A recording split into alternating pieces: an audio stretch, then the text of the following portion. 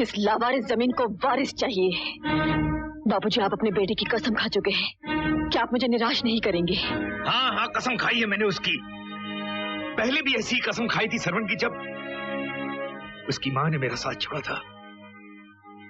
बेटी, मैंने अपने बच्चे के सर पर हाथ रख के उसकी मां से वादा किया था, मैं उसकी सौतेली मां को इस घर में कभी नहीं लाऊंगा। जिसकी कसम खाई थी, अब वो कहाँ है बाबूजी? कहाँ है वो हमसे रूठ गए हैं। मैं उन्हें मनाना चाहती हूँ, उन्हें वापस लाना चाहती हूँ। बाबूजी, आपको अपनी इस बेटी की कसम, वो कसम आपको तोड़नी होगी। वो कसम आपको तोड़नी ही होगी। आपको वो कसम तोड़नी ही होगी। तेरे पागलपन की भी हद हो चुकी है। तू चाहती है किसी गरीब की झोली में सोने के सिक्के डालकर उसे शादी के लिए मजबूर करूं, या सड़क पर पड़ी किसी औरत को उठाकर इस घर में ले आऊं? किस खानदान की शरीफ लड़की इस उम्र में मुझसे शादी करेगी? लड़की मैंने सोच ली है और खानदान आप देख चुके हैं। लड़की सोच ली है, खानदान देख चुका हूं। कौन है वो लड़की? सीबो। सीबो?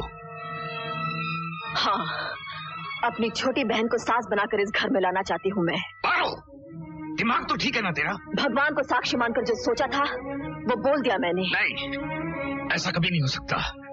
ऐसा कभी नहीं हो सकता। तुझे मैं बेटी कहूँ और तेरी छोटी बहन से शादी करूँ? नहीं, ऐसा नहीं हो सकता। बाबूजी, इसके अलावा दूसरा कोई रास्ता नहीं है। तू चाहती है कि शादी के बाद मैं सारे गांव के सामने तमाशा बन जाऊं?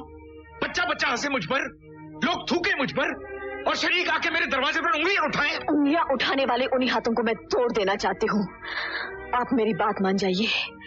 इस घर के चिराग से मैं दुश्मन के इरादों को फूंक दूंगी। हाँ बाबूजी।